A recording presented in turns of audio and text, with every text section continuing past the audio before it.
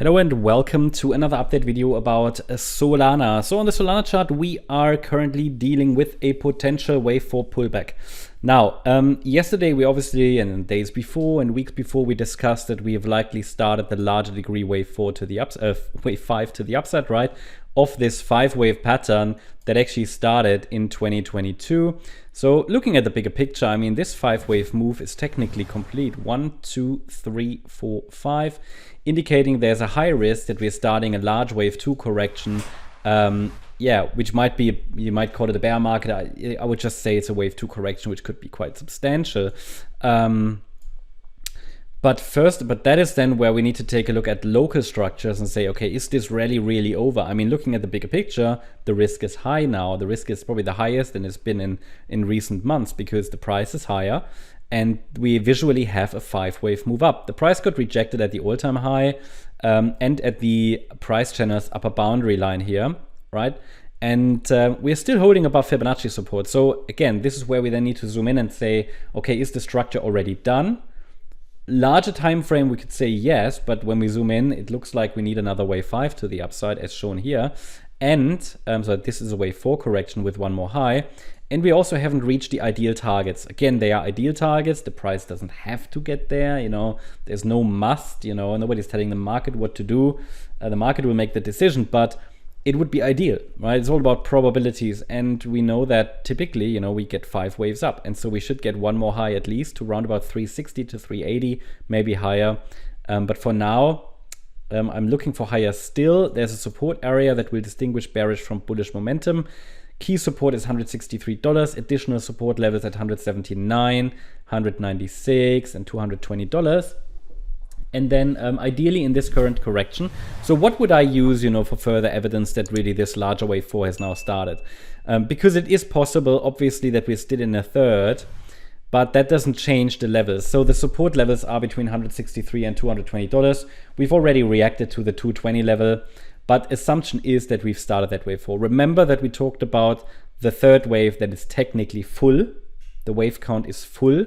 It did extend a couple of times, but the wave count was full. So it doesn't. It means that we have to be on high alert for a pullback, and we want the price to hold above 163 at this stage. Now, ideally, it doesn't even test 163. I'd say.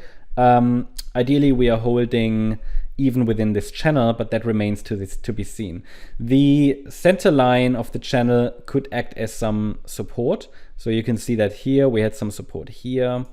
Resistance and resistance. So we might see a bit of a bounce from this area and a start of wave B before we go down in wave C. But if that next rally, which I just highlighted as a potential bounce, if that is going to if that's turning into an impulse, then I would have to say, okay, we're likely still an extension of the third wave. It wouldn't change the wave count. It would just mean, okay, we get one more extension. This third wave a bit higher. The fourth wave starts a bit later, and then, yeah. So, but that is now where we need to take a look at the smaller time frame. Quick info, any break below that support area, below $163, will mean that the wave count likely will have to be revised. It is not a formal invalidation point, and it doesn't automatically suggest the bear market is here. But it means that something is changing and that I would get a bit nervous, right, about the structure. So looking at the smaller time frame then, let's take a look at the shorter time frame wave structure.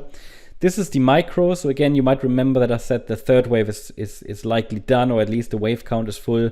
We could get further extensions as long as the 230 level is holding, but that break below 230 was our signal that a larger correction is unfolding. Whether that's green wave 2 or yellow wave 4 nearly doesn't matter. It's the same really in the subwave structures.